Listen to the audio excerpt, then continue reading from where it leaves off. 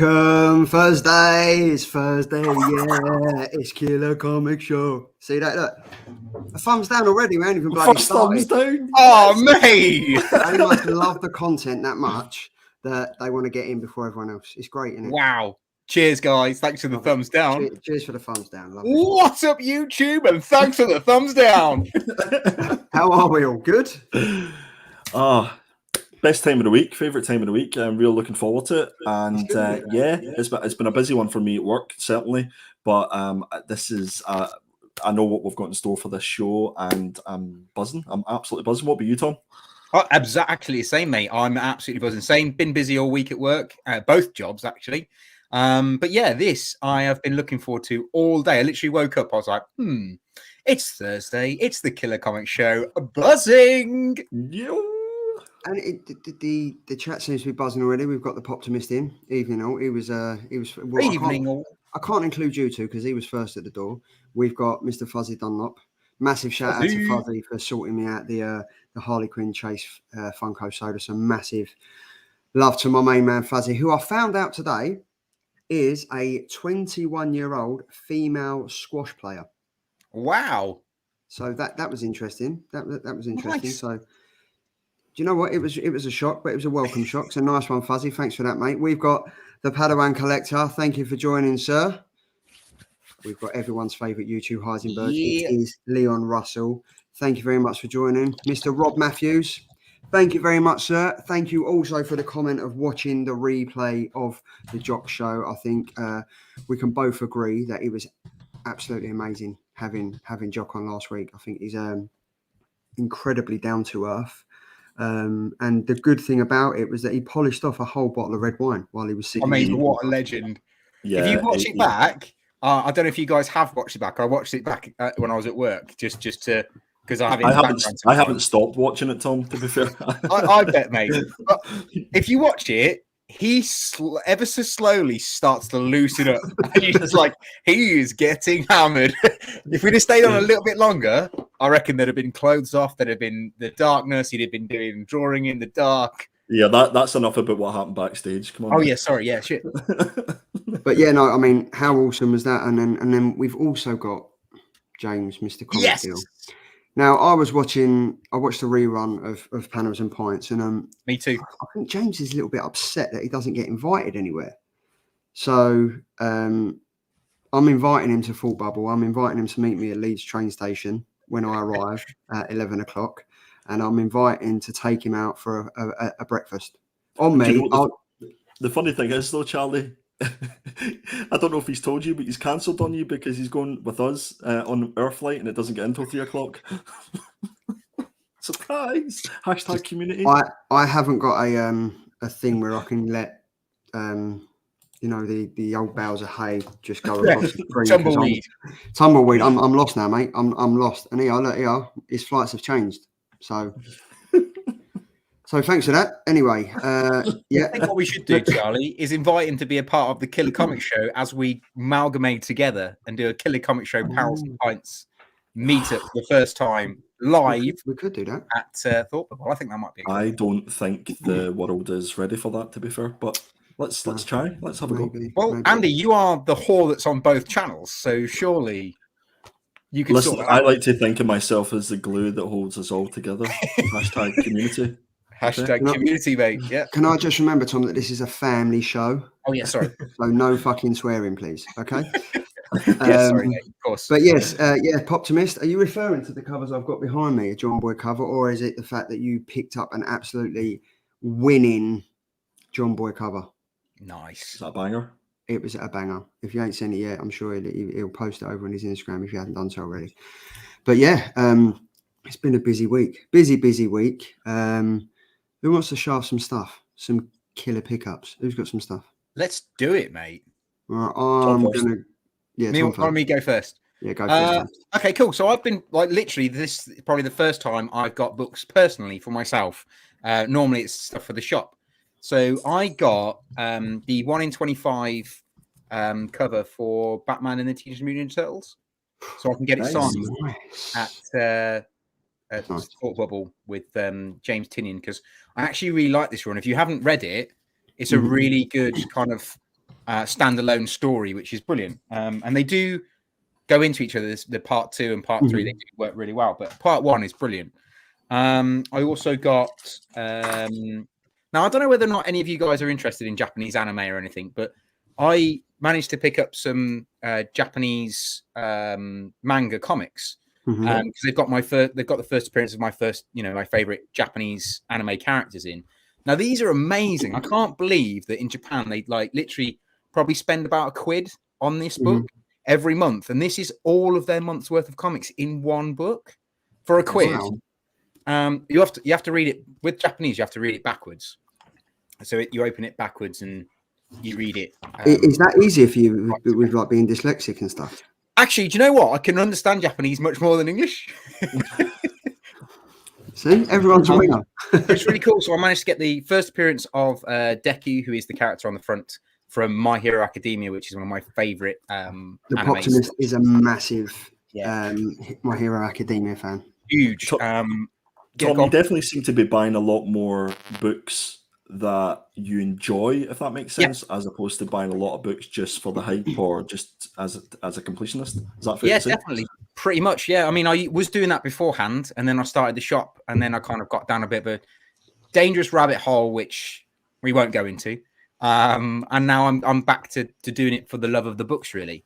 Nice. Which is why I picked up these 2 Japanese books. Like I've got this one as well, which is the first appearance of Vegeta, who is from the Dragon Ball Z series, which I'm pretty sure you've probably heard of, but don't know much about. But yeah, I absolutely love it. I mean, they're black. It's mostly black and white on the inside, which I love. And from an art style, the artistic work that goes into the Japanese comics is far superior to the artistic work that goes into some of the American comics. And their work ethic is massive. I mean, it's always one artist and one writer, and they do it every single month for pretty much the entire year. And the details is insane. And I don't know if anyone would agree with me, but some of the stories that come out of Japanese comics are far superior to any of the crap we get from Marvel and DC at the moment. And it's a real shame because they are just coming up with brand spanking new ideas or taking the old school ideas and putting a new twist on it, but they don't hold on to like particular characters where like, well, we can't kill this character off. They're like, yeah, he's main character, he can go. See ya. Do you know what I mean? So that's been quite cool. Looking into that stuff. I managed to get the first appearance of Deathstroke while I was away on holiday. Oh, nice. Which is pretty cool. It's the Pence edition. It's not the Sense edition. Oh, do you know that doesn't half get on my nerves. That whole Pence edition, and I can't have it because it's a Pence edition. Does it matter? You know, it's a fucking comic, for God's sake. But then, I mean, I know this. I mean, this is a pretty cool comic to own, to have Deathstroke's first appearance. I mean, it's pretty cool. But the one thing that I know, the little things that give you joy, right? It's got a clear backing board. Oh, I've never seen a clear backing board.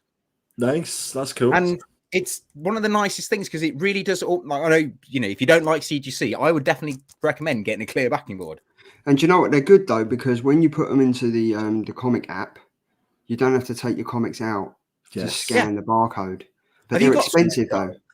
No, I've got 1 or 2, but they are expensive. I think they're like 1 mil. You can buy like 1 mil or 2 mil thick ones, but they are expensive. I mean, for the boards, I think you can pick them up like a pack of 100 for like $7.99. I think for 10 clear backing boards, they're like about 15 quid. Top tip when you're putting your comics into the CLZ app, and don't take your comic out, slide your backing board up. That's what she said. That's what she said. I've got 2 more bits. So I managed to pick up a CGC I've been after for a very long time for absolutely nothing, considering the fact that it costs £700 off his website. I managed to bag it for £25 in a bundle, which I'm well happy about. I got Incoming issue 1, and it's the J. Scott Campbell, All the Ladies of the Marvel Universe version. So if you knew you got that, why did you go first? Oh no, it's not a massively special book. It's not a first appearance or anything, but it is really cool to own. And I don't know, you might have seen it on the Not Quite Mint channel. I am a huge J. Scott Campbell fan, and I literally have pretty much all his Marvel comic books, and that's the only one I've never been able to get because I can't afford it. but I've managed to get it, which I'm really happy about. And on that note, I had a very cool package come this morning from a very good-looking man that is just below me. So thank you for this, Andy. Whoa, short delay. Hold on, say that again. He's just below me. Okay. But yeah, cheers, buddy. So yeah, I've got the is it XX-Men issue 1, isn't it? Yeah. That's the one, yeah. It's great, cat. Nice. Great. I'm so gutted I never told Andy I wanted that, because that's going for that. It's like £170 now, isn't it? It's an expensive book, yeah, definitely, and it's travelled a fair bit, and the condition in it is I don't know if it's 9.8, Tom. I think it's fair to say, and say you're probably 9.4 at a push. The same Hey, for mine. there's a massive dink. I'm joking. you. Not when it left my house. Nah, it's fine. It's if anything, it's got a very, very small spine tick that could be pressed out, I think. I think it's a manufacturer's defect, because I had the exact same. Yeah. Mm-hmm. Awesome, mate. Well, yeah, that's me. All done and dusted. There you go. Andy, Thanks very considering you're the good-looking guy underneath Tom, do you want to go next? Boom. I'll certainly go next, yeah. So I'm going to start a little bit differently and go with an action figure bad boy. Oh, look at that. So I got That's cool, man. which is one of my favorite characters in Star Wars, and I couldn't resist this. Can't remember where I picked it up. I think it might have been Comic and Cocktails, I think. And I've actually got a few action figures on pre-order with notquitemint.com. Just something to look forward to. This literally just arrived today. This is issue 2 of Doctor Strange. Death of That's Doctor the Strange. silver cover, isn't it? Is silver? Yeah, cover? that's Stunning. the Silver Stormbreakers cover. So this was a pure cover buy for me. As you well know, I didn't think much of the first issue, and I probably won't read this. It was just purely for the cover. I've got the 3rd issue of The Lot, which is one of the Bad Idea books. Oh yeah, we covered one of them, didn't we, on one of your indie We did, yeah. months I think ago. we've done it as part of my indie picks. Mhm. I'm just stacking these until I get them all, and then I'll probably read them. But see, the Bad Idea books, the quality of them are absolutely fantastic. Yeah. You know that you're getting your money's worth. Another Bad Idea book is Pirate Queen. This is a Peter Milligan story. Again, it's another Bad Idea book. So I've got these in pre-order through Forbidden Planet of all places, and they sent all 3 in the one bag, which was fantastic. Oh, nice. I like that cover, mate. I like that. Yeah, it's art. pretty cool. Pretty cool. Next one is Monster Kill Squad. Again, another cool cover, and it's one of those sort of raised and boss covers as well. So that was the 3 Bad Idea books, and then I've actually got another Forbidden Planet book which arrived today, and it is the Forbidden Planet foil Gun Honey. Very nice. So How much is that one? that was $29.99 for the 2. That's nice, man. That is nice. Unfortunately, you know the way Forbidden Planet packages and stuff, there's a little ding, so to speak. Well, there's a couple of dings there, but there's one particular ding that is annoying me. And then the Virgin looks amazing. The Virgin one looks awesome. Next up, I had an order through Stackery. So this is mycomicshop.com, which is a great website. And this is Hancock issue number 1 jock cover. Oh, Of wow, course. that's cool. It's awesome, Yeah. isn't it? So I believe this was given away as a promo for the movie. So yeah. Next up, we have some Jenny Frisson goodness. That Jenny Frisson goodness. First up, we have Fearless issue number 1. Nice. Nice. Fearless issue number 2. You'll notice these are all connecting variants. Issue number 3. Again, connects. And the last but not least, issue number 4. So those all connect up into four Are you issues. going to take a picture and put that on your Instagram? Because I think that'd be awesome. Yeah, Yes, I will. That'd be sick. I definitely will. And those were only I think it worked out like less than £3 each for those books. Oh, right, nice. So it's definitely worth getting some stuff from the American shops and getting it shipped over. Yeah, mycomicshop.com is pretty cool for picking up rare books you didn't know you could get. Nice. You beat me to it. You beat me to it. But yeah, this might be the piece de resistance, guys. I'm gonna. Oh, mate, yeah, is that the John Christopher one? Yeah. John Tyler Nice. Christopher. So I got this one. I had to get the green one as well, of course. Obviously. And You got the I white got the one. white one as well. Oh, of course. Mate, the white one is nice. It is absolute, and it arrived really, really nicely. I think there's maybe one little spine tick on it, but this is definitely going to get sent to CGC before I absolutely ruin it. So, can I have a little bit of a rant now? Go for it. Do you want to go big for this, or No, keep it small, keep it small. So you may remember this book here, which I picked up to get signed by David Dyer at Thought Bubble. David Dyer is obviously no longer attending, but he'll be there next year. But when this arrived from 2000 AD, it arrived in just a flexible cardboard mailer, and it was all dinged. So I got in contact, asked them to send me another one, and they did. So they sent another one, but they sent it in the same mailer, and it had a worse ding down the bottom.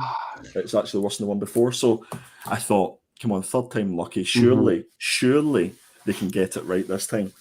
So they sent it again, and you can see where the Royal Mail has been really kind to it there.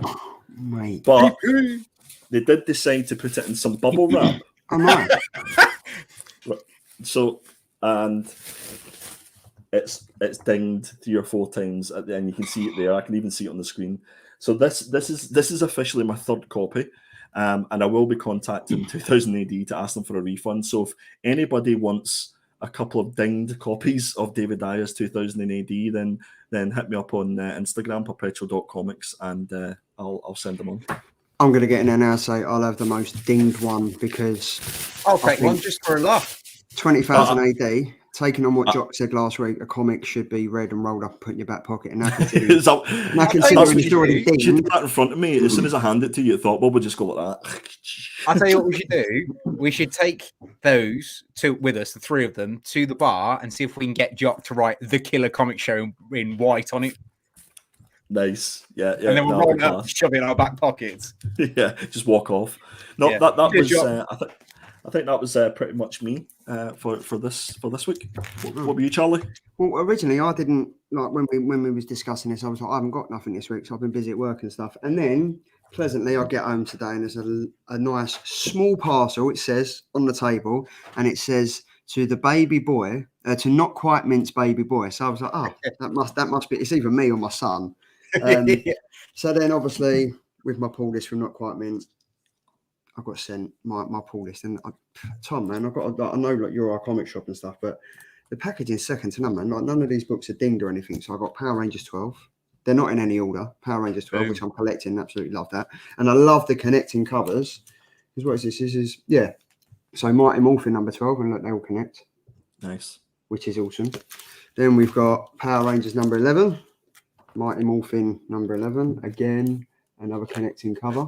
I do like what they're doing with those connecting covers. And I love that the stories are slightly connected, and they are starting to do this with it, which is pretty cool. Yeah. And then what else did I get? Oh, it wouldn't be complete without a Scotty Young, would it? Nice. Spider-Man 75. Love that. Thanks, Tom. And then with my Batman, I collect the standard cover, and I collect it used to be the Matina, isn't it? Matina. It used to be the Matina cover. So obviously I've got George something now. George Molina. Yeah. That's it. So Batman number 14. Batman number 13. I wonder how many people actually read that or read that Amazing Spider-Man issue 75. I'm sure everybody just bought it for the cover. Did you? Was it any good? No. Nick Spencer Spider-Man run is absolutely terrible. Oh, I just bought it for the cover, to be fair. We've got Mr. Tim, evening, Hobgoblin, morning, evening. Yep. So then we've got Batman number 13. I'm loving this cover, to be fair. That's cool. I like those because they all interconnect eventually. I'm just doing this just to piss off James because I reckon he's the one that put the third thumbs down already. This is Batman. Oh, mate. Hashtag community. Then we've got a handful of thumbs. Then we've got Batman number 12. Again, the Molina cover. And then I've got something rather special as well. So I got the Marvels issue number 1, but this isn't just an all one. This is signed by Mr. Alan Quay. Our good friend Alan. Our good friend Alan offered to do these, and Tom sent them all the way over to Indonesia or Malaysia, and he signed them. Yeah. So he sent us one, yeah. So we all got one of them, but then he sent us another one. Ding, ding, ding. So I think we'll probably give this one away. We will. Yeah, we might as well just give this one away. So what we'll probably do is that I don't know, maybe at the end of the chat we take a note of who's got it, who's in there, and then we'll just do the wheel of misfortune, and then whoever's in it, luckily enough, could win a signed Alan Quay comic at the end of this show. So there you go. Let's do it. Job so done. yeah, so that's my pickups for this week. Love a bit of Batman. Got to say, I hated the this week's Batman though, because they've changed the artist and it's shocking. Are they? I haven't read this week's Batman. It's shocking. You'll notice from last week's 113 to 114. It was Do you hear about Mora? Dan Mora is the current artist for Detective Comics. Yeah. They've asked him if he wants to move over. I reckon he should. Oh mate, I would love that. He's one of my he's probably my favorite artist behind J. Scott Campbell at the moment. No, I reckon he should. Honestly, because he's killing. He's obviously a fan favorite of yours, and he's doing absolutely amazing. Yeah. But the art from 114 to 115 on Batman was shocking. I kind of was disappointed with it, to be fair. But that's just the way it goes, really, isn't it? I love this segment. I love showing off what we've got. Yeah, me too. It actually puts a little bit of pressure actually to buy more stuff. Yeah, true. Which isn't a bad thing, I guess, but sure. No, can we buy it and then sell it on here? Can we be like, right, I bought this, but if you want it, highest bidder, like claim sale. Yeah.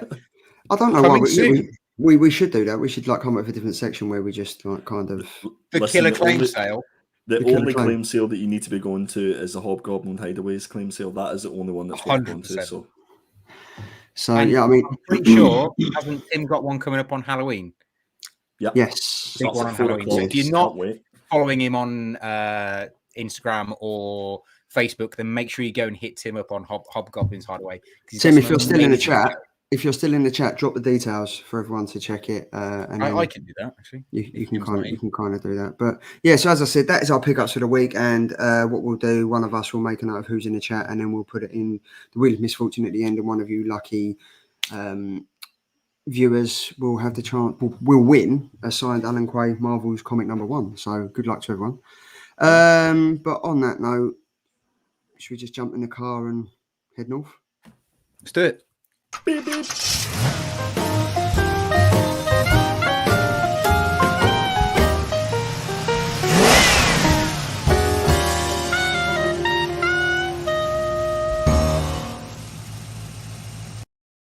Can we cut that bit? Can we cut that bit for YouTube and Facebook and stuff where he goes beep, beep.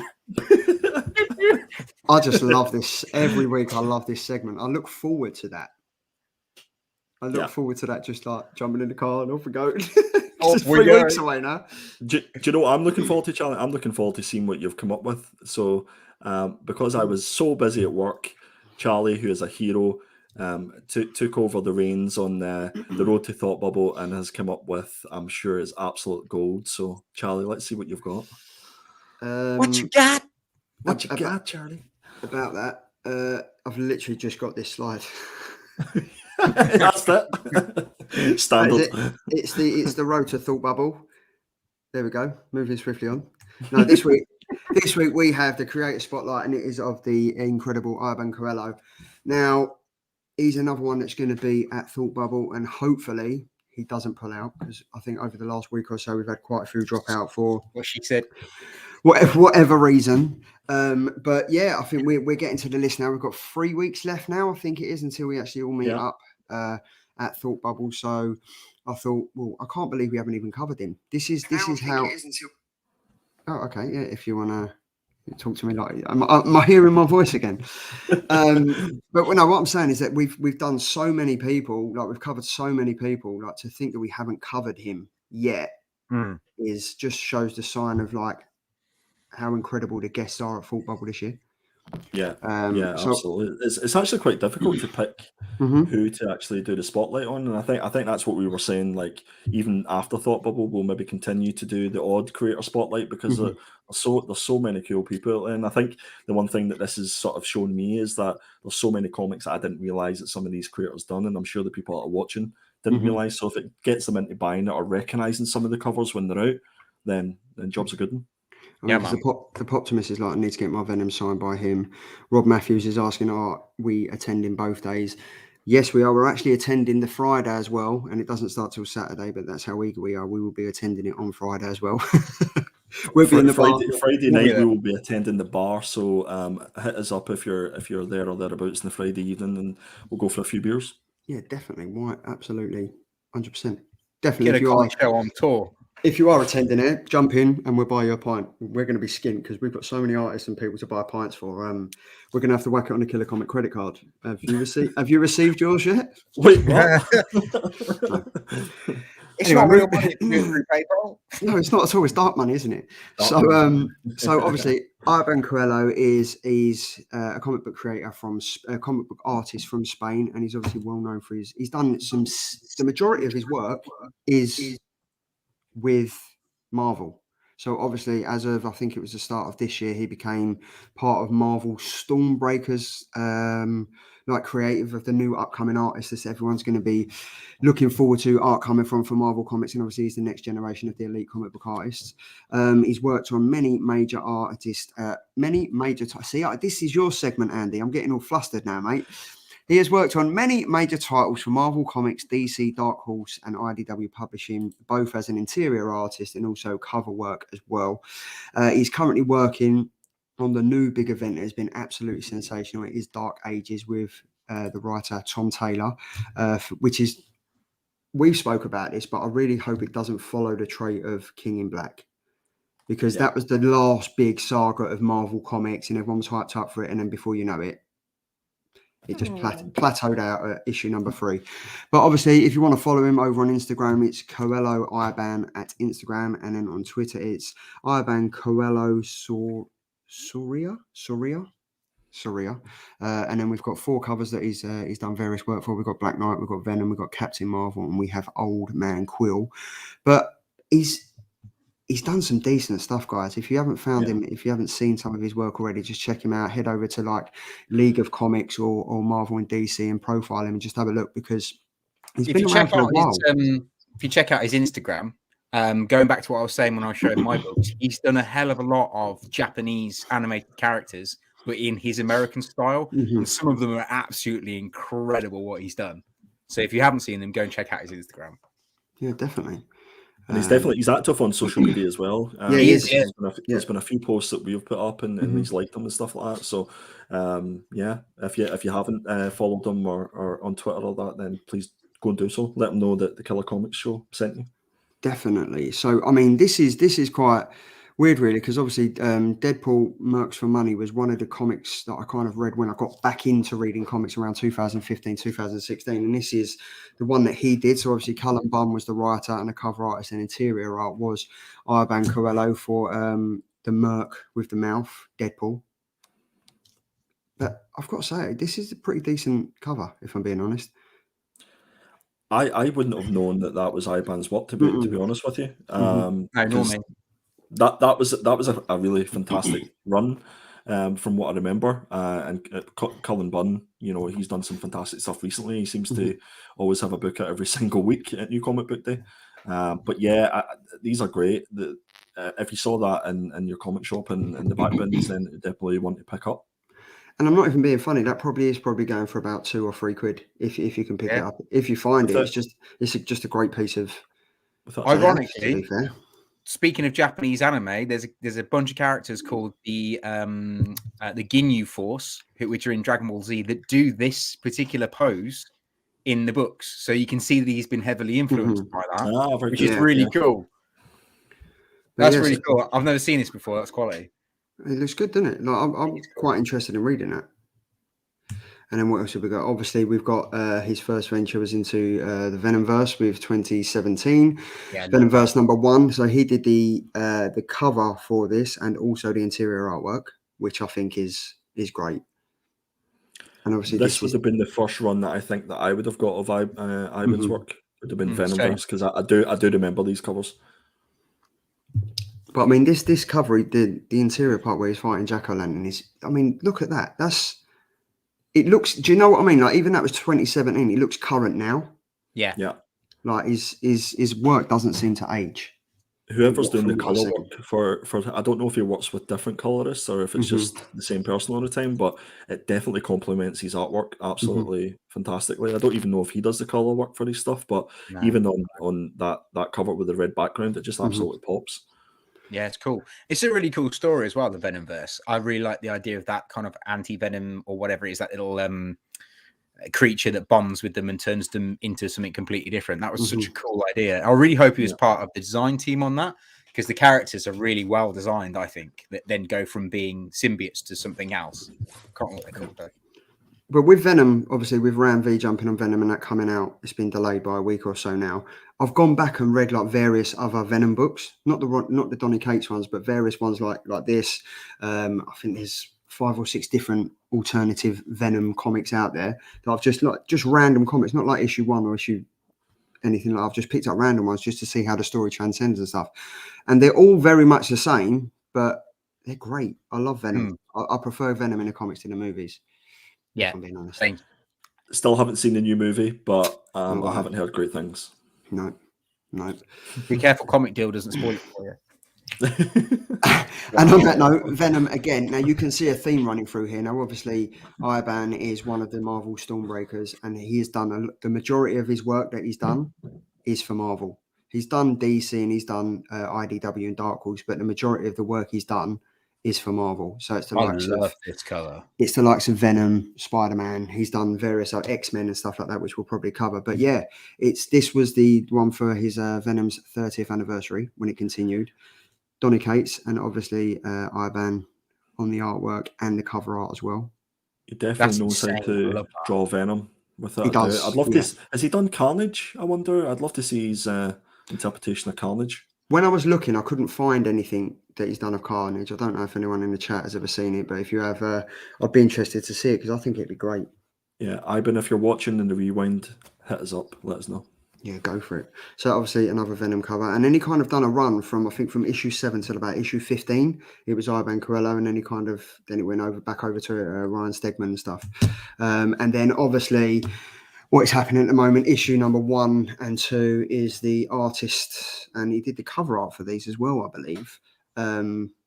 Dark Ages. This has been sensational. This, I think we've said it time and time again, this is one of the comics that really does make you feel like a giddy child picking up a Christmas present, opening it for the first time, and you're like transported to a comic world of where superheroes are superheroes.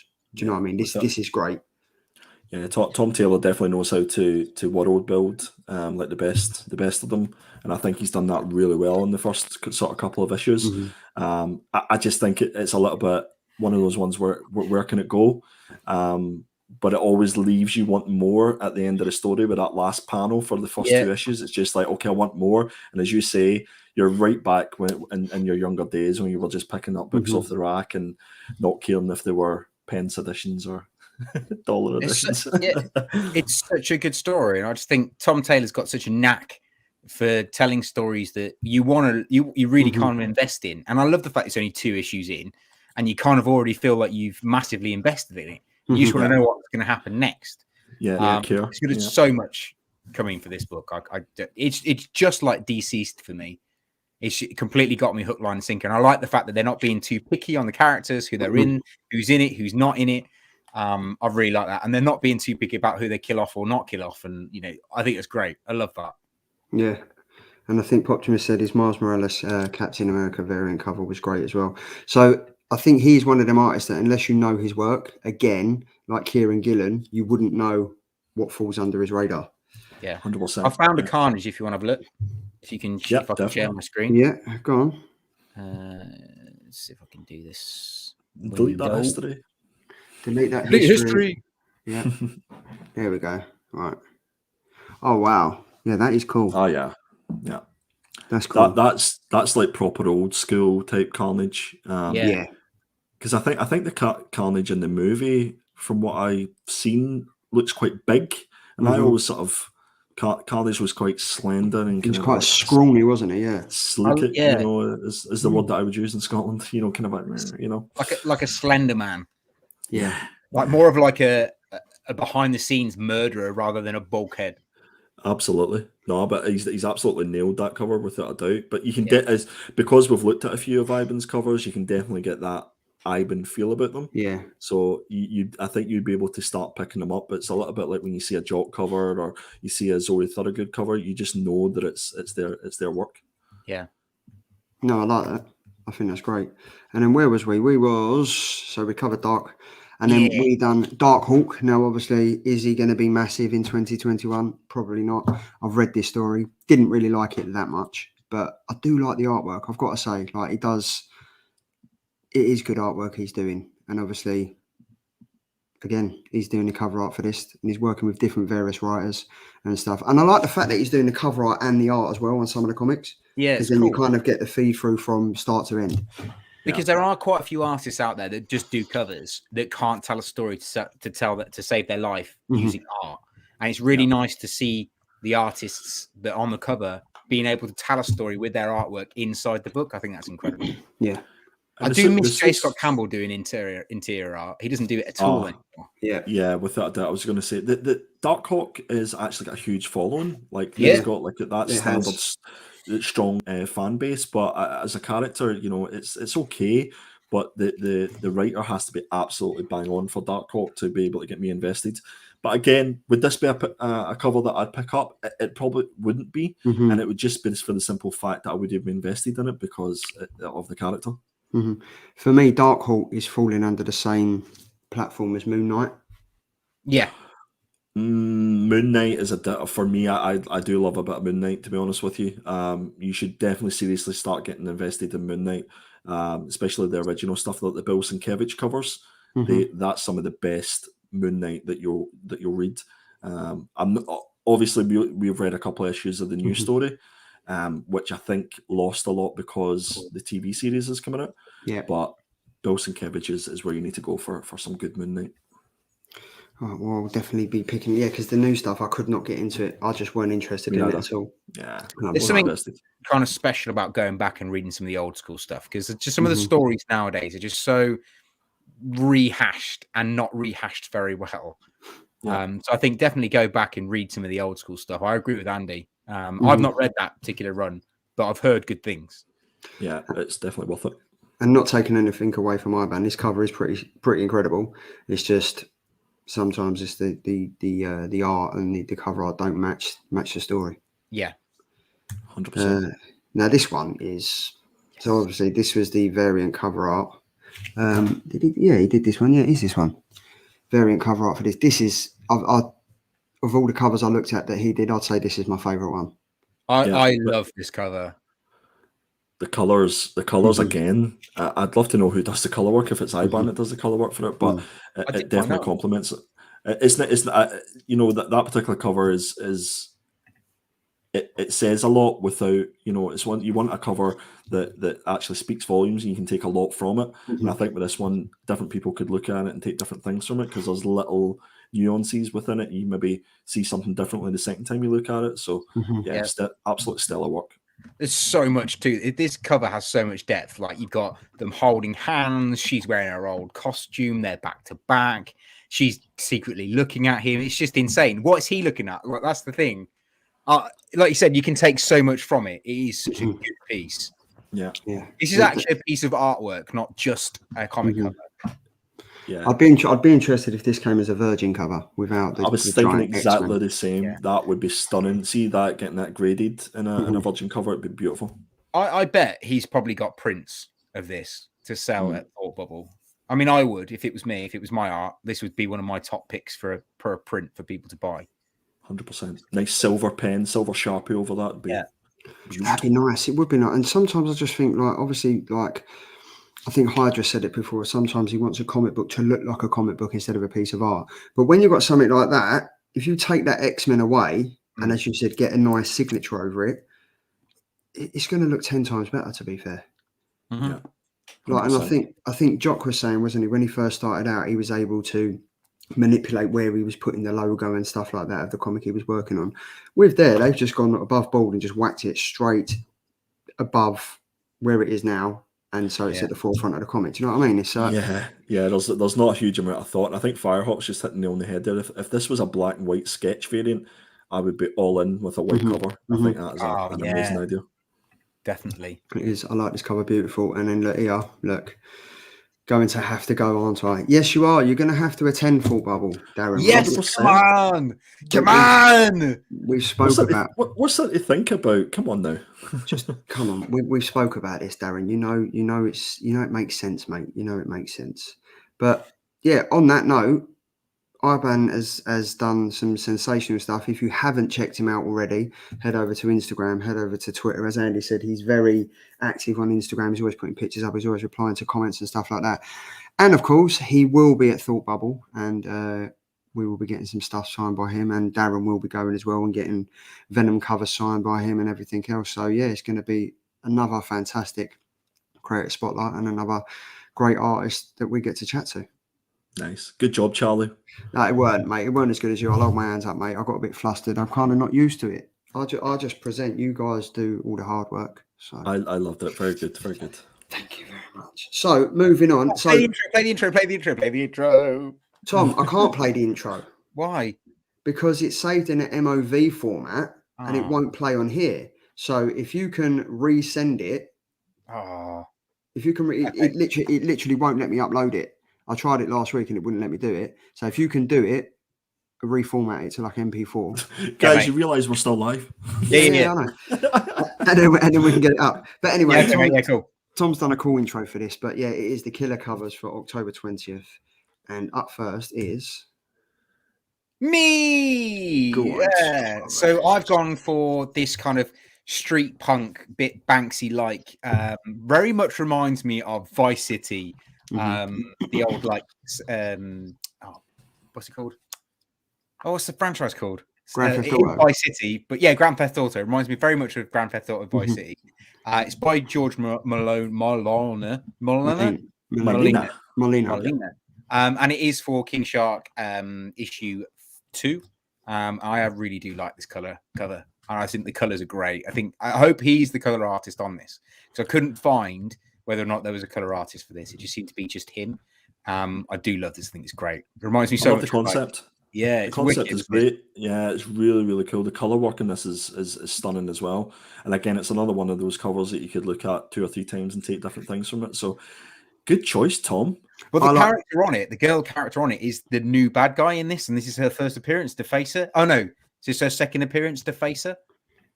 Defacer. Yeah, because she just defaces everything with art, which is brilliant. I don't think she's actually got any powers. Nice. I like the fact that it's the old style King Shark. Yeah. That's what I'm going to say. I love the way that the shark, if you watch, actually goes round and the shark's tail goes towards King Shark's head. I mean, it is great. Like, to be fair, I want to know, like, and as you said, it is very, very much like Grand Theft Auto, and I quite like that. I like the ruggedness of it, and I like the fact that she's still holding the spray can. I mean, don't get me wrong, Tom. It's nice, but it's not the best of the 3. Oh, okay, yeah.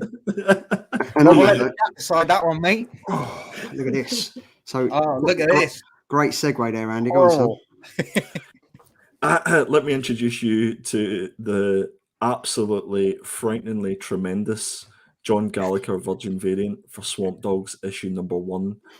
This will give you the heebie-jeebies, as I would say in Scotland. This would frighten the life out of you.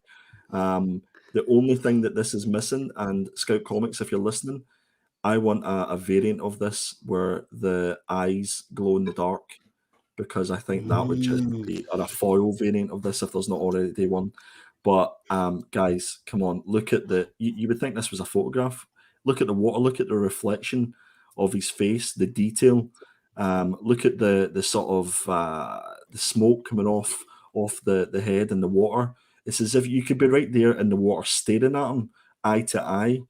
This is John Gallagher's Virgin variant for Swamp Dogs issue 1. Mate, I would not be in the water. I would not be in the water staring at him. I'd be long. Yeah, you might not have any choice. But guys, if you wait a minute, I'm not finished, guys. If you're going to vote, this is really important. This is the most important segment of the show, guys. This has become the most important thing of my week. if you are considering voting, and I'm sure Charlie will put up the vote in just a second. Maybe. Hashtag vote for Andy. Hashtag vote for Not Quite Mint. I've got to say, right, I do enjoy receiving your two covers every week, because I could easily think, right, I've received these, I'm going to go and blitz the internet and pick one that's absolutely sensational. But I don't. I normally pick mine on a Sunday when I'm doing nothing. And then by the time Andy and Thomas sent theirs through, I'm like, here's all the excuses coming, Tom. Tom, can you hear that? Yeah, That's yeah, called yeah. excuses. That's what it's 2 weeks, I didn't, Andy. I listen. I didn't realize how competitive the three of us were until we started this segment. I'll concede. Like for the last couple of weeks, we've had to concede, and Andy smashed it. Tom won last week, which was a close call. But that's I've won twice. You've won twice. It's a great cover, Huge. Andy. But this is amazing. For me, this is awesome. So obviously, this is Marco Torrini, Virgin Variant B for Star Wars: The High Republic #10. If you look at this detail on this, the light coming off the lightsaber, the reflection on her arm guard, her helmet, the backdrop, everything, the strands of her hair are sensational. For me, this is by far the best cover of week 41, 42 even. It's amazing. 42. Listen, I'll give you that. It's a lovely cover, but let me just take that lightsaber away, and this is just a regular boring cover. But it's not, though. The only thing that's going for that is the reflection of the lightsaber. You know it. Tom knows it. I can see it in Tom's face. The chat even knows it, and they know who the best cover is to vote for this week. That's all I'm going to say. It's obviously going to be mine, because your two covers are so realistic. It's not really a comic book cover. It's like watching a photograph. So you want to look at something that's a little bit more rugged. We're in it for comics, guys, not for photographs. Yeah. So I mean, I've literally just put the thing up already. I've just put the voting up already, and Andy's running away with it 100%. Well, because his missus has probably voted.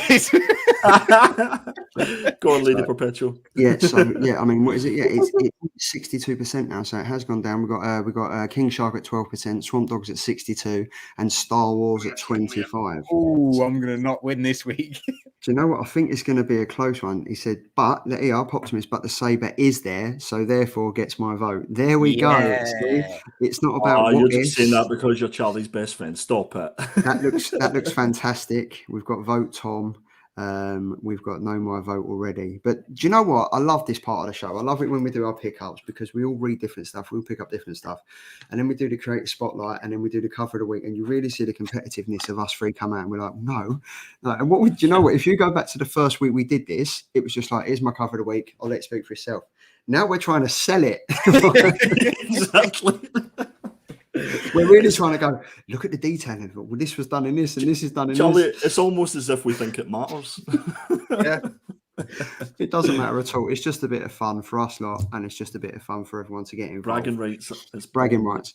But yeah, that's it. There's 3 fantastic covers out there at the moment. Andy is, pulling away at 73%. Tom's all the way down in 3rd place at 9%, and then I'm slowly Obviously, there's no Grand Theft Auto players here. I'm slowly coming up the back at 17%, but there's a first time for everything. So that's the covers out of the way. That's the bubble out of the way. Let's get on to the reviews of week 41. So I'm going to go first this week. Now, this for me, Batman the Imposter, #1, written by Mattson Tomlin, and cover art and art by Andrea Sorrentino. This for me, right, there was 3 covers out. You had the Andrea Sorrentino main cover, cover B by the fantastic Lee Bermejo. If you haven't seen the cover that is coming out in January for Detective Comics, stunning. What is it, 1047? 1047. It's coming out in January. It is incredible. Like, sensational. I've already pre-ordered it. I've already got Tom to send it to CGC for me when it arrives. Really? 100%. 100%. It's an incredible cover. And then obviously we've got cover C, which is the 1 in 25 Carl Andrews variant. This, for me, was one of the best Batman stories out there at the moment. Now, there's 5 or 6 different Batman stories out there. You've got Jocks coming out, which is going to be amazing after what we witnessed last week. and what we spoke about and everything. You've got the one that Danny is the artist for, which I think is like Arkham Upbring or something like that. This for me it took it back to old school. It took it back to OG Batman, and it was just a great in-depth read. I really, really enjoyed it. It was like Batman Year One all over again, where we find out like the origins of Bruce Wayne and what he's going through and how he's dealing with it. But then also on the flip side of that, it's not just Bruce Wayne and Batman we're finding out about. There's someone out there that is doing what Batman swore he'd never do, and he's killing people. And he's kind of trying to create the Gotham that thinks everyone needs. And it's just that fight between... It was a good fashion battle between good and evil. The artwork was great in it. The dialogue was great in it. I thoroughly enjoyed this more than I thought I was going to, if I'm honest. I thought I was going to pick something, it's just another Batman story, etc., etc. But I love this. I really, really did enjoy it. I don't know. And it's Black Label as well. So there was kind of...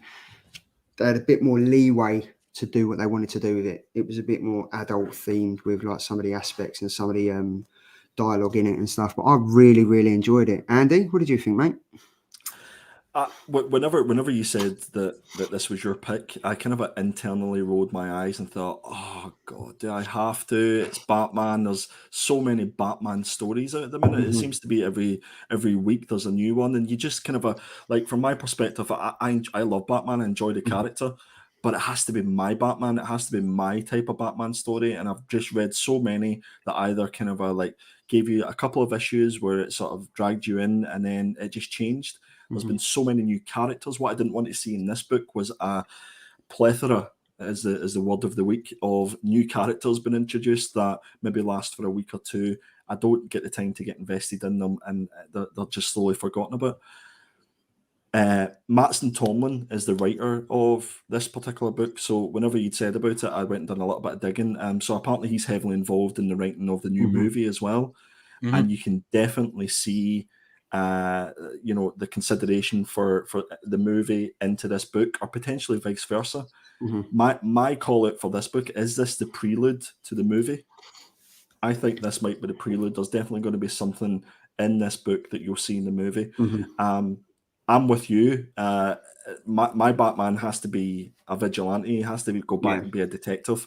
It has to be about, I thought it was all going to go wrong when I seen the panel of how his mum and dad passed, how they were killed. I thought, I don't need to know about that. I know the backstory, and so does everybody who enjoys comics.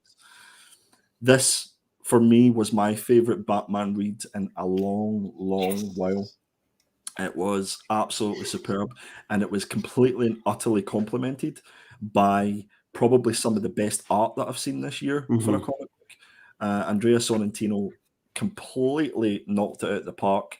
And this would make me go and seek out some of Sorrentino's other work, because even if the story wasn't that great, because it's Batman and because it's his artwork, it would keep me interested and it'd keep me invested. This book is all about the vigilante, and it basically throws away the superhero. And that for me is my Batman.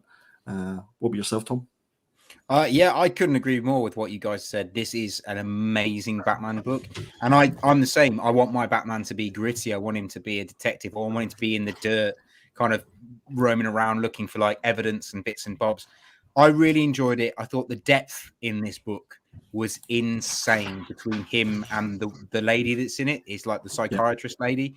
I thought that was insane. I thought that was such a good kind of take on it that you don't normally get. You don't get to see the kind of psycho side of Batman. Apart from when he's talking to Alfred, you don't really get to see people talking to him on the level as a human being, which is quite nice. I like that.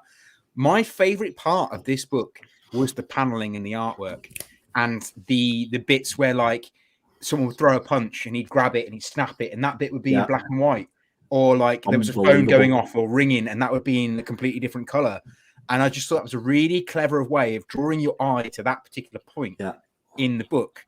And I liked the way that when he gets to, there's a bit where like he talks to this the psychiatrist, or actually no, it's not the psychiatrist. It's a police officer goes to a building to talk to a boss of a big company. I liked that the outer building was in the background of the panels and parts of the building, and it was kind of doing like a you know, like in movies when they show you, they'll do like a 360 of the building before you Yes. go inside and Yes. see the talking. They did that whilst they were talking in the panels, and I just thought it was really cleverly done. And the artwork is stunning. The story was brilliant, and I couldn't agree more that this could be a prequel to the Batman movie. I do think it could be. The panels were cinematic. I think that's probably the best way to describe them. Exactly. Yeah, that's the word I was looking for. And as much as the artwork was tremendous, for me, the best colorist in the business was on this book, and that's Jordi Belair. And she knocks out the park all the time. So if you haven't, I would say a lot of people probably didn't pick this book up or just Because sort of it's passed this Batman. book by because it's Batman, because there's so many Batman books out there. But I, you know what I'm like, guys. I'm an indie head, so if I can read an indie book over any Marvel or DC, I will. But I love this book. This was probably my pick of the week. It was a massive killer. Yeah, 100%. And I think, as you said there, a lot of people would have looked at this and thought, another Batman story. Do we honestly need another Batman story with like the amount that's coming out this year? But this is amazing. Like, I loved it. I thought it was. I just thought it was great. I thought it was a proper gritty, dark story, and obviously you're going to get that with DC Black Label because they're pushing boundaries and stuff. If this was done with just a DC label, it wouldn't have the impact that it did for me. But I mean, like GP Venom is saying, might have to go and give this one a read. I would 100% recommend it, mate. Firehawk. I've got a couple of copies. Definitely. I'm not quite mint, mate. If you want one, let me know. Put in Killer Comics 10, get 10% off. Everyone's a winner. But this for me, great. The long if you've read the Long Halloween run of Batman, this had absolute Long Halloween vibes to it. Yeah, it was great. It was a killer, and what a way to start the reviews for last week. Killer. Up next, yes, Mazebook issue number 2. This was my pick of the week, by the fantastic Jeff Lemire, and the artwork is by Jeff as well. So these are a couple of the covers. I love cover A's for these because I've looked at cover for issue 3 and 4 and 5, and they're all the same sort of vibe. So they'll look lovely together. I think this was a 5-issue run, if I remember right, Charlie. It is, yeah. So this issue, again, it gave me a lot more questions than answers again in this issue, similar to issue 1. And I forgave it in issue 1 because it was the first issue and it was building up the world for me. But I got a real sense of deja vu reading this. I felt as if I'd read it before. And this could have been mistaken for issue 1. For anybody that's jumping into this book, could have easily have read issue 2 and thought it was issue 1 and been ready to start the story. I was it was a little bit slow, and Jeff Lemire's work can for me be a little bit slow, but you forgive him because it's Jeff Lemire. But I was so keen for them just to get going. Let's go find his little girl, and I just don't know if this would have been any other writer, if I'd have given it the benefit of the doubt that I did for this issue, and I'd have been so interested to read issue 3, because the ending of this issue felt like the ending of issue 1, and I was like, okay, so the next issue we're going to go on a little trip, and we're going to go try and find out the mystery of this. I was just a little bit confused about this one, and dare I say it, a little bit disappointed. And there must be something about Jeff Lemire having talking dogs in these comics as well, because this had a talking dog in it, and Primordial, I think issue number 2 has or issue 3 has the talking dog. So I don't know if that's a running theme, but the artwork sort of fitted the story. It's kind of got that sort of grey, brownish, monotone watercolor effect to it. And it kind of gives a feel as to how the main character is feeling. That's how he sees the world, in that sort of monotone sort of, nothing's in focus for him because his mind's just a bit of a blur.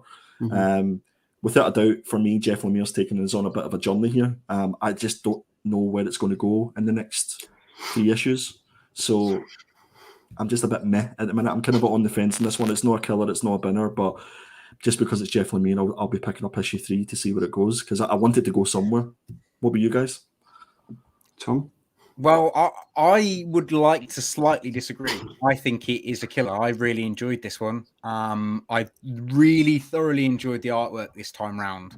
I do agree that it was slightly deja vu, but I haven't read that many of this style book, so it was all fresh for me. So that might be where it's different for me. But I really enjoyed it. I liked the development in the characters, how you get to meet him, his ex-wife, you get to know a little bit more about what they went through. But what actually stood out to me right from the beginning, and I don't know if anyone has noticed it reading it, he talks about how his daughter used pen only to do her maze drawing. Now, if you look close enough, the guy himself and all the actual human being characters are in ink, are in pen, not in pencil. And the background is a washed out pencil. And I noticed that straight away. And also, obviously, the red is obviously a red ink pen that goes throughout the book. And I liked it when he's in the dream sequence. It's slightly more, there's a lot more color to it. So you can tell that the dream sequence is not real life. I thought that was pretty cool. But I kind of like where it's going. And I really am interested to see what happens next. So it is a killer for me. I liked it. I thought it was great. I'm going to have to agree with Tom. I really like when this first issue came out, this hit me in the feels. Like this really it really hit me emotionally because it just came out at the wrong time for me to read a comic and stuff. And but I really, really enjoyed it. Like I like Jeff Lemire. I think he's incredible. And I think I've said it a few times before. He's done a comic called Family Tree. And if you haven't read that yet, I'd recommend reading it because it is a good comic. And it's similar to what this is about. Like obviously, so a guy has lost his daughter and he's trying to find her. With Family Tree, a girl has lost her father. So it's kind of like on the flip side of it. But for me, Jeff Lemire, like I love it when an artist also writes the comic as well, because you know that they're getting the best out of themselves, because you know that they're portraying the art to go exactly and directly with the story. So they haven't got to rely on anyone and haven't got to like give them a certain dialogue to work to and stuff like that. And I love the fact that it seems to me that all his art is just done in one line. Like if you look how Mazebook's written and you look at like the artist and the characters in there, it's all like a single line that it's all joined up. I think that's an incredible talent. And for me, the story, I do get where Andy's coming from. It is a bit like, are we getting anywhere? It's literally just going over old ground with what we did in the first episode. The only thing that's progressed is that we now know about her mother. Like he's ventured out and he's found her things and he's kind of delving into where the whole story is going. And it is interesting because I didn't see where it was going, like where he's following the red thread and then all of a sudden that's in the dream world and all of a sudden he's at the building site and then it's actually real life. So I think that was quite like dream catchers. Like it's like it reminded me of the Freddy Krueger film, I think Nightmare on Elm Street #3 with the dream catchers, where the dream sequence of the people that are living in this. Speaking of dreams, do you think this is entirely a dream that this character's having? I don't know. It's a thought-provoking comic because definitely, because he's got the missed calls in the real life. And that's the thing. And it's at the witching hour as well, which is like, I think it's like 3:12 or 3:17 in the morning where he keeps getting his calls and stuff. So it's an interesting comic. I really wanted more from issue #2. I thought it would have progressed more instead of going over what happened in issue 1. We're still at the same scene. We're still at the same part where he's working. The only thing that's evolved is the fact that he's talking to his wife now.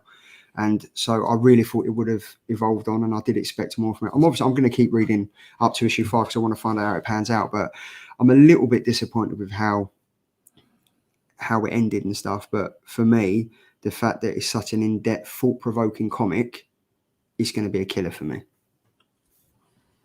Boom. Nice. I'll definitely be reading issue 3 without a doubt. Absolutely. And it is Jeff Lemire as well, and he's amazing at doing like family orientated stories and emotion and stuff like that. So he's really good at what he does.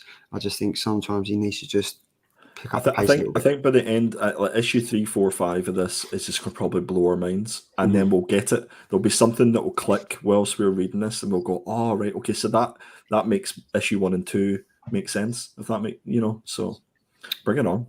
Bring it on. But yeah, love comics.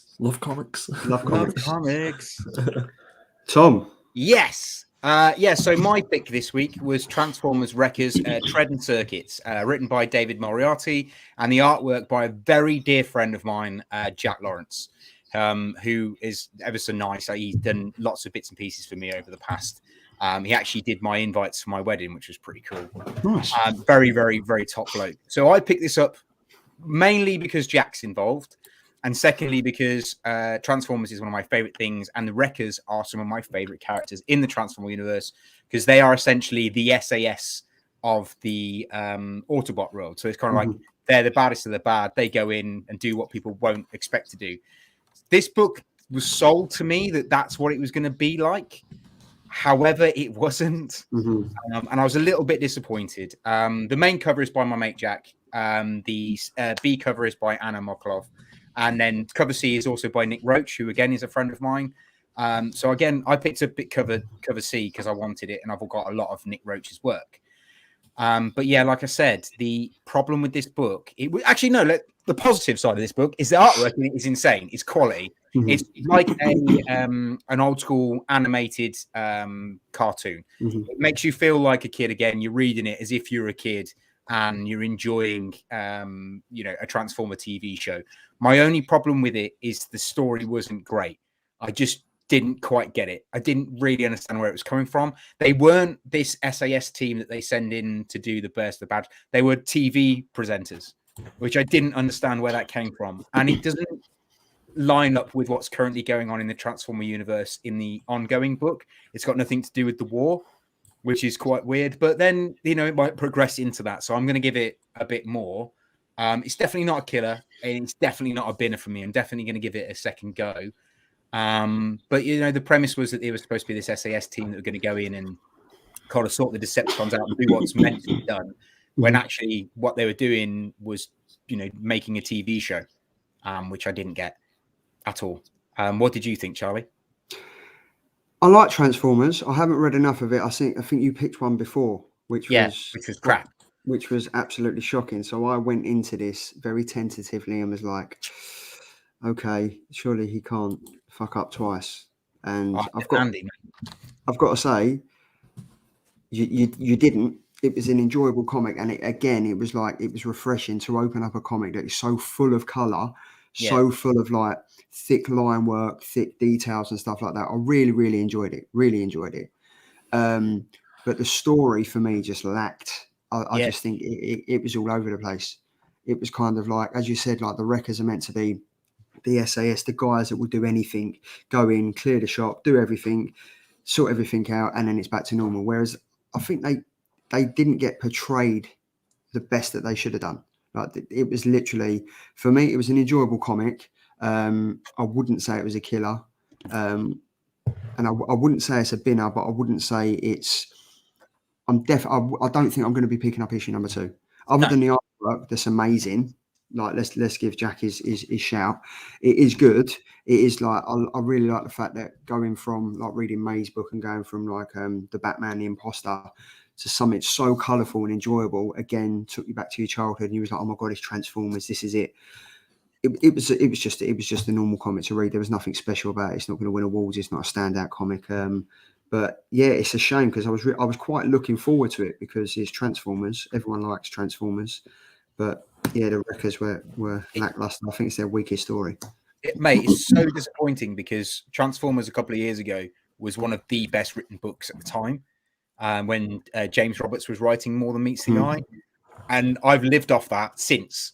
So everything that comes out, I'm comparing to that, and just nothing is coming anywhere near it. I mean, Jack's artwork is lovely, but this just didn't have that punch I wanted it to have, unfortunately. Andy, be nice. Tom. You didn't tell me that you knew the artist. Jack's a very close friend of mine. Like I said, it wasn't my invites. It was my Will You Be My Groomsman artwork. So, I don't know if you remember back in the day when me and Rich first started, we had little animated drawn characters. Oh, yeah. And little raggles. Jack did those. Nice. Oh, wow. Nice. That's nice. Okay. That's not going to influence my review, unfortunately. No, I didn't think thanks for that. I was trying.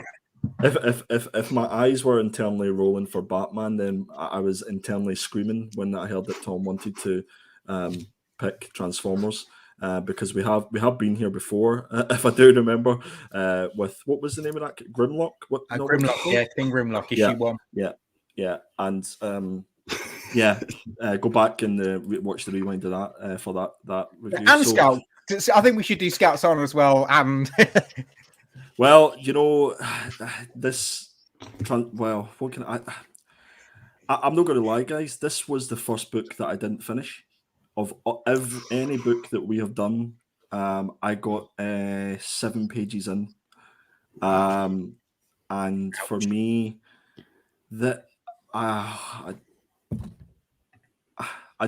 speechless with this one. To be honest with you, I have no idea what IDW is doing with this brand, which has I'm going to use the word again, plethora. That sounds Plethora, rude. yeah. Plethora of characters to choose from. But it seems to be that Transformers has just been kind of like put in a box and shaken about, and then whatever's thrown out, that's what goes on the pages these days. It just seems to be ever changing. You don't know what's happening with characters from continuity to continuity. You don't know what's happening with the Autobots, the Decepticons, and then they've done this to the Wreckers, which I think Tom has picked up on as like one of the more lovable characters in the gallery of Transformers, and I'm not entirely sure why they've chosen to do what they attempted to do with this. it's not even the original team, which I liked the idea that it's not even the original team. I thought, oh, brand new, spanking team, it's going to be excellent. But you haven't got Springer in there, which is gay. Yeah, I mean, why is Springer not in there? I don't get it, and I'm sure Jack's artwork could have been absolutely glorious, but I just couldn't get past the 7 pages that I had to endure for this. And don't get me wrong, Tom, like I wanted to enjoy this. Oh, like, no, I I appreciate that. If I come on here and I'm not saying nice things about Transformers, then Tom's going to think that there's something going on here. But this for me was they just need to kind of they need to and do you know what, I'm intrigued to actually read the second issue, because I'm kind of thinking, can it be bad, that bad? But well, put it this way, mate, I read the second issue of King Grimlock. I won't be reading issue 3. Yeah. So my question is Tom, when are you going to learn your lesson? Well, the thing is, I'm not going to learn my lesson, because Transformers is my favorite thing on the planet, and I will always read even after reading this in Grimlock. Does this not would this not annoy you as a Transformers Well, the thing fan? is, I should have back the other week. I should have got us to read Shattered Glass, because that is actually a really good book, because it's essentially what Tom Taylor's doing with Marvel with Transformers. So he's flipping everything on its head. So all the Decepticons are bad guys, and all the Autobots are good guys. It's a really interesting story, but it's called Shattered Glass. Really enjoyed it. Much better than this one and King Grimlock put together 100 times. Yeah. I can't imagine if I was a proper Transformers fan like you are, Tom, how this would really hurt my feelings, having to endure this in the likes of Grimlock. So I think for me, the best thing about this comic is the main cover. That's it. But yeah, look, flash by night, not to derail, but has anyone read Shattered Glass? Yes, it's amazing. There we go. It's incredible. So yeah, this one definitely wasn't a killer. If you're into Transformers and you want your childhood memories of Transformers ruined, don't read it. Don't read it. No, don't. If you don't want it ruined, don't read it. I really, honestly, I think I wouldn't. I mean, where do we go from here? I mean, it seems shocking to end the reviews of last week. I have a question for Jack. Can Jack do like a rendition of the three of us as Autobots or Decepticons, please? That would be sure he could. I will put that feeler out and ask him, mate. That'd be awesome. Definitely go it. But yeah, so ending on Tom. Well, he'll be it.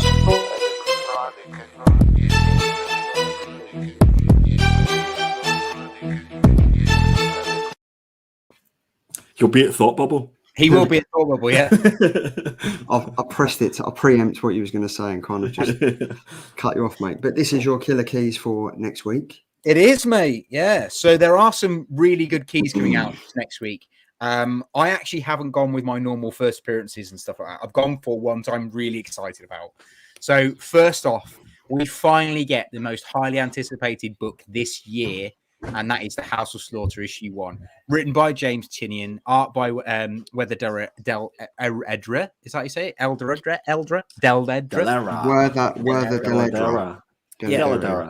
James Tynion will be at Thought Bubble, as you all know, but this is the first issue of House of Slaughter, and it's the first appearance of Jace Bouncer, who is going to be a big character for, I can't remember the name of the main character on the cover.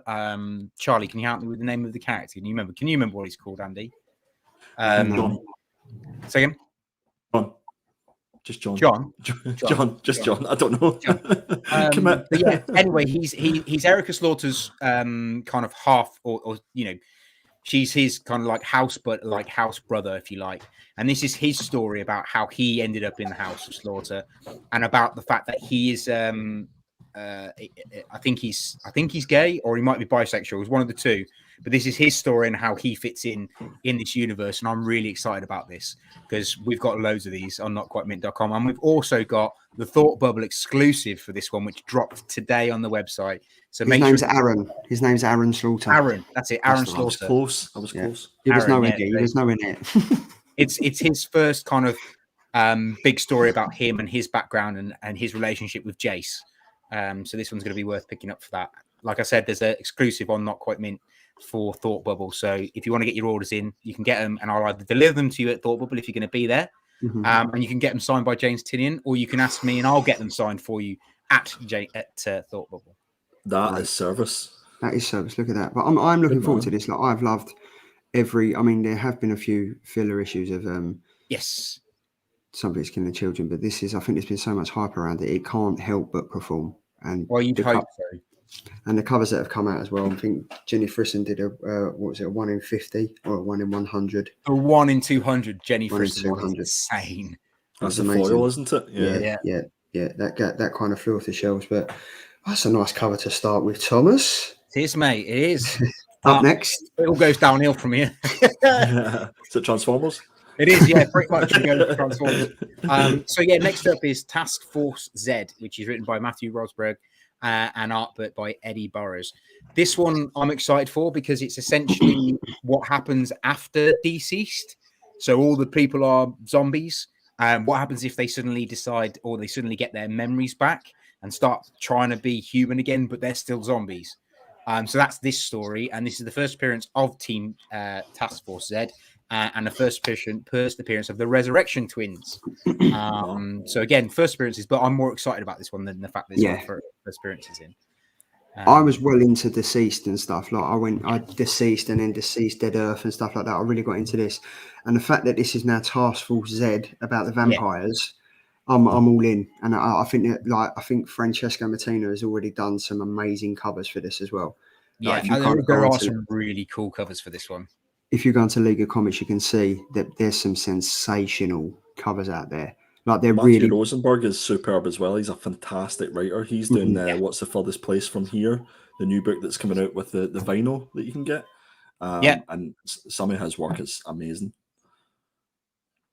Yeah, definitely worth picking up. I'm definitely looking forward to this. This is probably going to be about 6 issues. Yeah, it actually, they haven't announced how, like, it's not when I the solicitation when I ordered these books, it didn't say 1 in 6 like it does if it was a 6-issue thing. Oh, okay. It just said 1. So I don't think they've actually decided how it ends. I know they've said it's 6 issues, but it might go on to 12, or it might go on. They might stretch it out. Do you remember years ago the original Marvel Zombies did that? They did Marvel Zombies 1. And then last year it got rebooted with Philip Kennedy Johnson doing the writing for it, and it went Marvel Zombies 1, then Marvel 2, 3, and 4. It wasn't a reboot of the original one, and I think that was down to the same solicitation of when Marvel came out with it. They didn't know if it was going to be a 6 run or a 12 run, and then it ended up being a 1 shot, and then they restarted it again. So I'm looking forward to this. I'm looking forward to the Year of the Vampire. Yeah, I like what they've done with the logo as well, the Task Force logo with the skull and crossbones in the A. I think that's pretty cool. Yeah. I think when we spoke to Jock and he was saying about how when he moved around the logos and things, I've started to notice that now. And I think that's kind of when an artist can have a play around with the logos or how stuff is, you kind of like, okay, the artist really cares about this book, so it must be good. Yeah, they have a little bit of freedom. Like, because obviously Task Force X is Suicide Squad, isn't it? So they've kind of moved that was their on original name. Task Force Z. But yeah, I'm looking forward to this. It looks pretty good. That would be awesome. Flash by Night is so I think, do you know what? Like, this is an interesting cover. I'm looking forward to this. And Tom, you're killing it this week, mate. Oh, I'm trying to, mate. And Gone for exciting books rather than ones that just like, that's the first appearance of so-and-so. last but not least.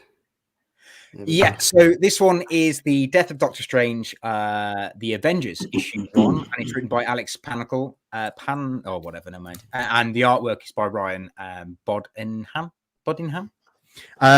Anyway, I'm really excited about this one because it's the first appearance of a brand spanking new Juggernaut, and Juggernaut is one of my favorite characters. Nice. So, and I really liked it when they made Juggernaut's Colossus. I thought that was really cool. And I really liked the new series of Juggernaut where they brought in that brand new mutant that could take kinetic energy and redistribute it, which was pretty cool. So I'm excited for this one because it is a brand spanking new Juggernaut, and apparently it's bigger than big. So obviously from the cover you can see he's going to be massive, but who is he going to be? Is it going to be someone we know that's now going to be Juggernaut, or is it a brand spanking new Juggernaut that we've never met before? Which, Thomas, coincidentally is exactly what they say about you. What, that I'm a Juggernaut, or bigger than big? Bigger than big. That you are the Juggernaut. I'm looking forward to this one. I'm like. Yeah. Is this a one shot? Is this just a one shot? It is, mate. It is a one shot. Yeah. I mean, because I think, what was it? The Death of Doctor Strange ended, and I think we was all kind of like, But then obviously, is this going to be the same as, like, what was the other comics doing this? It was like the Death of Doctor Strange, the Avengers, and there was someone else doing. There's a Spider-Man. Yeah, there's a Death of Doctor Strange Spider-Man, and there's a Death of Doctor Strange something else. But the other one that I'm looking forward to, which I don't know whether it's next week or the following week after, is the they've changed the title. So it's not the Death of Doctor Strange, it's this Strange Academy presents the Death of Doctor Strange, which is really clever that they've changed the wording around, but it's about their reaction to how he's died, and it's all Scott Young written, so it's going to be that one. The Death of Doctor Strange tied into Strange Academy. Yeah. So right, okay, and then Tom, I think you've killed it this week. I have to say, I really do think you've picked some absolutely killer keys. Thanks, guys. But I think I'm going to go to my favourite intro of Thursday nights. This is Andy's fault from Perpetual Comics.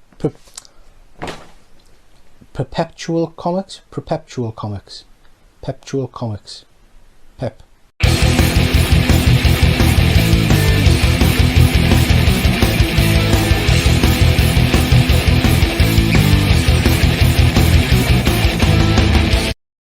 I completely forgot all that. Big shout out to Triple G Yes, for Triple that G. amazing intro.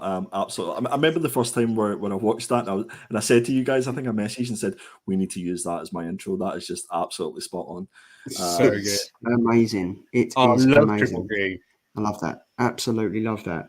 But Andy, this is your killer indie picks for 27th of October, which is week number 43. 27th of October, indeed. So I start with the one, the only Dark Blood issue number 4. And in particular, I've picked our good friend John Boy Mars's variant cover for this, which I think is absolutely stunning and could easily be a movie poster. If this does go where I think it might go, to either a TV show or to a movie. So we've been big fans of this book, and we've obviously had Latoya Morgan on the show, who was absolutely fantastic, and I think this might be the key issue of this run. I think this might be the one that ties everything together and just blows everything up. So I'm very much looking forward to it. It was always going to be one that I'm going to read anyway, because I'm totally invested in this. And I think for me, from a Boom Studios perspective, that this is probably one of their books that is maybe going a little bit under the radar, and should be getting a lot more eyes on it than it is at the moment. So I would suggest, if you're not reading this, then please go to your LCS and try and pick up issue 1, 2, and 3. You won't regret it, and hopefully we'll get a second arc of this. Tom, Charlie, I know you guys have been really enjoying this. Yeah, I love this book. I really love this book. Yeah, I'm speechless. The cover on this, I think, obviously, like, John Boy is a good friend of the show, so anything he does is going to be like held in high regard. But this is wicked, and this story's just been amazing. And Latoya Morgan is absolutely fantastic. So I'm very much looking forward to this. really looking forward to when this becomes a trade paperback. I'd really, Yeah, really like I to think get it deserves Latoya back on to have a chat about it. I think that would be good fun. Definitely, she'll come back on. She's more than happy to come back on. So yeah, we'll definitely have her back on, 100%. Next Talking dogs and everything. Talking dogs. Talking dogs. Another fantastic cover as well. This is Primordial issue number 2. Really enjoyed issue number 1, again by our favourite Jeff Lemire and Andrea Sorrentino doing the art. So that's all you need to know about this. If that doesn't get you invested in this, then nothing will. And also, those guys obviously done Gideon Falls, so maybe people are more familiar with their work on that series. I can't wait for this. We've obviously the first issue was all centered around the monkeys, and this is moving on the last panel of the first issue where you seen the dog and you were just going, where is this going? Are we going to have like a zoo worth of animals up in space? So yeah, issue number 2 is going to be a definite read for me, and I think when it comes to actually us picking what our reads of the week are, it's going to be a tough week, the 27th, because there's a good amount of quality reads it. There is indeed, and I think this is going to be the way that Primordial number 1 ended. I'm looking forward to this one. Yeah, 100%. And it's Jeff Lemire again. Good old Jeff. Yeah. Good old Jeff. He's incredible, to be fair. Yeah. Up next. This is a one shot, which I think is going to be an absolute killer book. Colin Bunn is doing the writing, but there's also, I think it's like a lot of little mini stories within this one shot, or as they advertised it, a one shot. So it's right up any horror fans' alley for this one. It's After Dark issue number 1 by Aftershock Comics. If the cover alone doesn't draw you in for this one, then nothing will. But you've got Colin Bunn, you've got Jim Starlin, the famous Jim Starlin from Thanos and Dreadstar. You've got Joe Pruitt, who's done like Cable, X-Men Unlimited. You've got Fran Thierry, who's done Wolverine, Harley Quinn.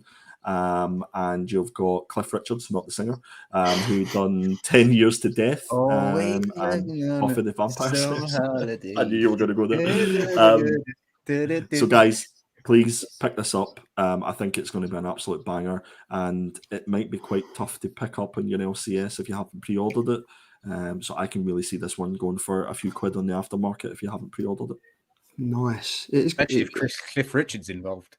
Indeed. Exactly. It does look interesting, but a lot of them comics, like especially Aftershock and stuff, unless you've pre-ordered them, some LCSs, unless they're like specifically hold that kind of genre of comic, it's hard to get hold of. It definitely is, and I think this is an oversized issue as well, so it maybe be in that prestige format. And remember, I think there's a couple of other one-shots that Cullen Bunn's written, and they flew off the shelves, and they were really under the radar. So this is the reason why we do this segment, is just to make sure that everybody's aware of what's coming out. Cool. And then last but not least, yeah, this was kind of a like, I call these my wild card picks. These are ones that just seem intriguing. Either it's a cover or it's the synopsis on it, because I maybe not know much about the writer or the artist. And I guess that's the beauty of indie books, because you just give them a go, and you might like them, you might not. I think a good example of that is Made in Korea. Like we knew nothing about Jeremy's work when we picked it up, and it's an absolute banger. One of my favourites. Yeah, absolutely. So this is Simon Spurrier on writing and Nathan Gooden on art. And the synopsis for this is 1899 Yukon territory, a frozen frontier, bloodied and bruised by the last great gold rush. But in the lowless waste to the north, something whispers in the hind brains of men, drawing them to a blighted valley where giant spider tracks mark the snow and impossible guns roar in the night. So it sounds it almost like it's kind of a bit of a horror story that's going on here. But the artwork for the cover, and there's a few other variant covers for this as well that you need to check out. I think this might be one of those ones that's under the radar and is going to be an absolute banger. I quite like the look of this. Do you know what? I read a comic by Image called Mercy. Excellent book. Merca and Dolfo, and it was amazing. and this kind of seems to have like the same genre type thing around it, which I'm kind of interested in reading. Mercy was quality. Mercy was awesome, but guys, you smashed it this week with the Killer Keys and the Killer Indie picks. And did you notice all the comic, all the logo and everything was right? We didn't have one image. It's great, isn't it? I must be improving. I must have time on my hands. Yeah, it's because I did this bit. I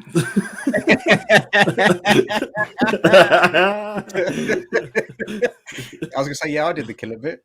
I don't know. I don't know what to say. But anyway, yeah, on the bits that I did, there was no image. So, but anyway, that's another week done. And as always, we end the week with our sneak peeks for next week. Now, this is just a brief. Show us your sneak peeks. See, before we do the sneak peeks, I'm wondering how the voting's going for the cover of the week. I can tell you, Andy. So, in joint second place, we've got King Shark and Star Wars with 21%, and that's it. Anyway, on to the Killer Comic Show sneak peek,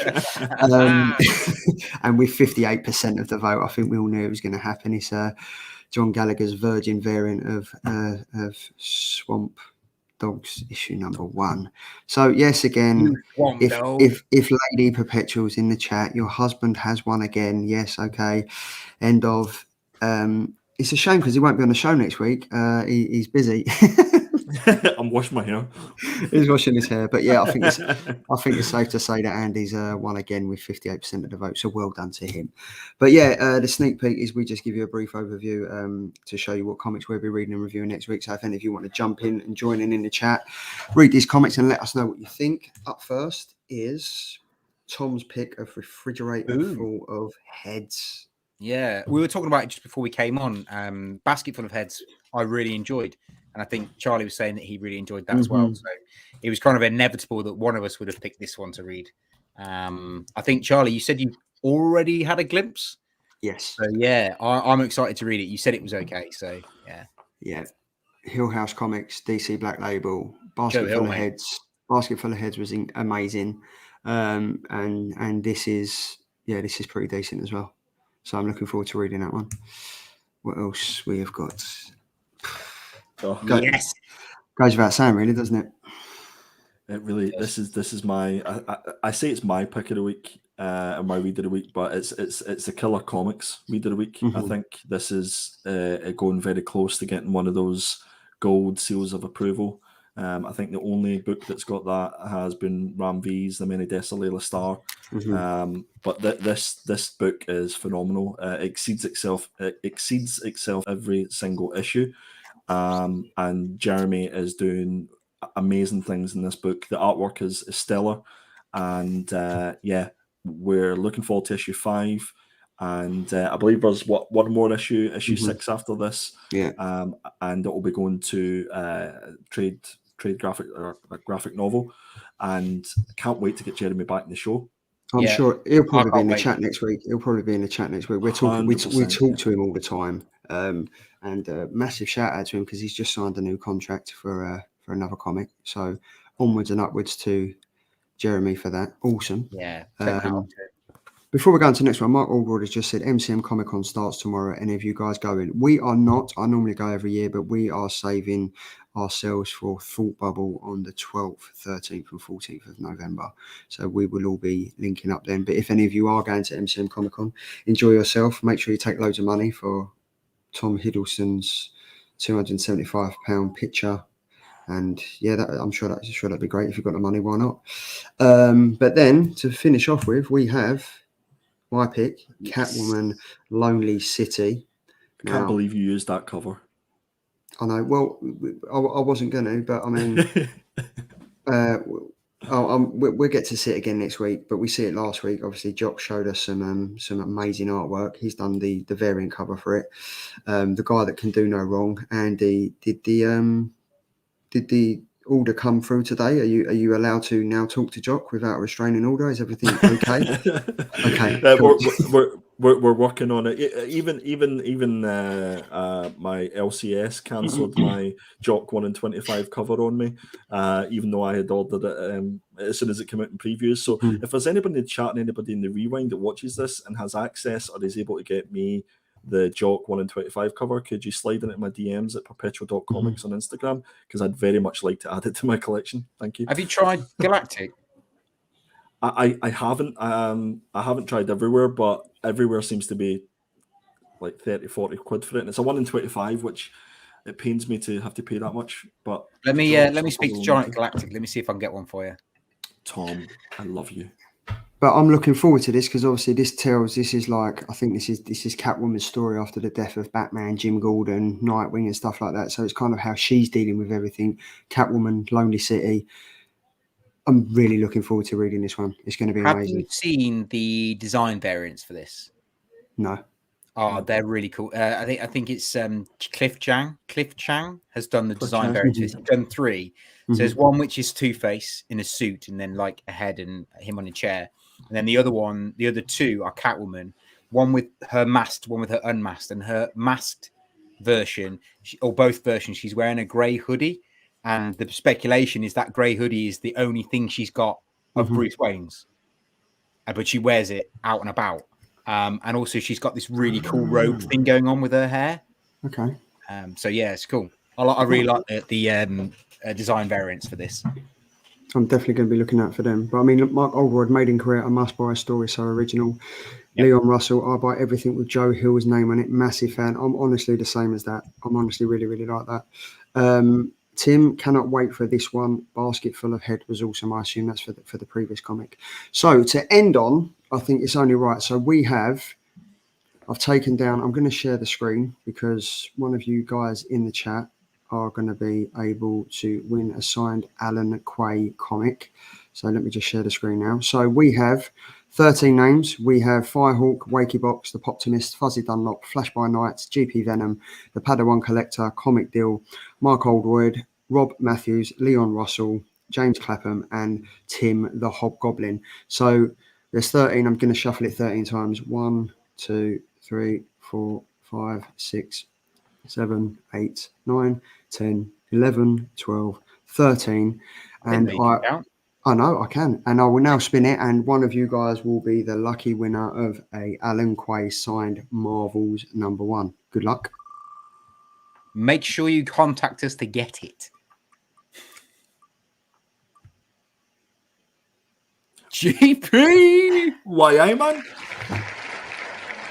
Everyone's favourite Geordie and Triple G.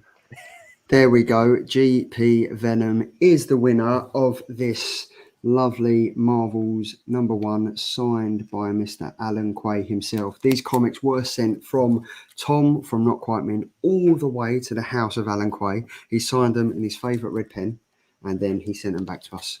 So how amazing is that? We were going to get them back. We didn't. But GP Venom, quality, mate. Nice one, dude. We will get that in the post. You just either reach out to any one of us free on Instagram and we will send that out to you. Guys, it's been another fantastic show. I love spending my Thursday nights with you. I love spending my Thursday nights with all the guys in the chat. We've got another quality show lined up for you next week. I look forward to seeing your 2 beautiful faces. I look forward to seeing all these guys in the chat, and enjoy your weekend. Enjoy the comics that you're reading. And what do we normally say, Tom? Stay safe. Stay sexy. See you later. And go follow me on Instagram. Oh yeah, go sub everyone. Yeah, sub everyone. Give the thumbs don't up. Sub me, because I don't have a channel. Don't bother doing that. Just go to perpetual.comics Instagram and go follow me. And hashtag community. And that is, Make sure you join the notquitemint.com mailing list. We have some amazing stuff coming up in the next 2 months. And this is GP Venom's first signed comic. Boom. Love that. Send it to Tim. Get it CBCCS and signature verified. There we go. Well, tune in. Is it next week? 28th. Yeah. 28th. Yeah. Tune in next week to find out a little bit more about how you can actually go ahead and do that. Yeah, we might have something lined up for you. All will be revealed on Instagram over the coming next week. But guys, it's been fantastic. Enjoy your weekend. See you later.